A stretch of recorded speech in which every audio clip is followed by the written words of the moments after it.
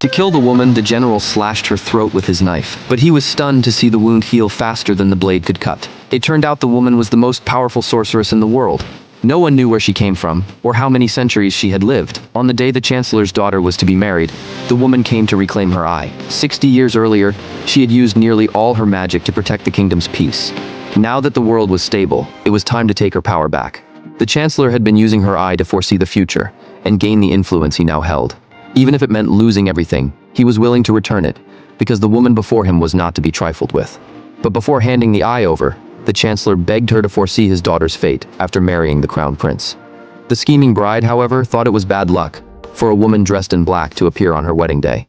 She ordered the servants to throw her out before they could lay a hand on the sorceress. An invisible force threw them back. The chancellor instantly slapped his wife, then knelt to apologize, urging his daughter to kneel as well. But the bride refused, believing her status as future crown princess put her above bowing to a lowly blind woman. Then the sorceress revealed the bride's fate. She would die before the day ended. The bride's mother accused her of lying. Only the chancellor knew it was true. He pleaded for a way to avoid this destiny. The sorceress said only calling off the wedding could avert the disaster, but her words were overheard by the general in charge of wedding security. He was convinced she was lying. With his elite skills and tight guard, no assassin could possibly harm the bride.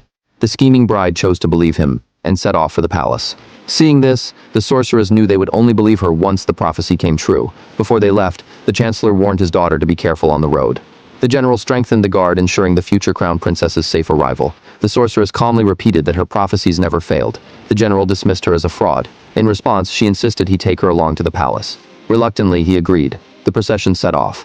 But soon, assassins ambushed them. The general fought fiercely to protect the bride, keeping every attacker at bay. Soon, all but one assassin lay dead. The last was kept alive for questioning. Proudly, the general boasted to the sorceress that he had kept the bride safe all the way to the palace. Again, she told him her prophecy would still come true. Just as the crown prince came forward joyfully to greet his bride, he screamed and collapsed in horror.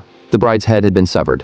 The general's face turned pale. The bride's mother blamed the sorceress, certain she had used dark magic. After all, no one had gotten near the bride along the way. To find the killer, the general locked down the palace and arrested everyone present for investigation. He too suspected the sorceress and tried to execute her with his blade, but she showed no fear. When the cold steel sliced her neck, the wound healed faster than the cut was made. Only then did the general realize she was no ordinary woman. His subordinate reported that the captured assassin had killed himself, leaving no clues to identify the mastermind. The sorceress said she could make the corpse name the killer himself.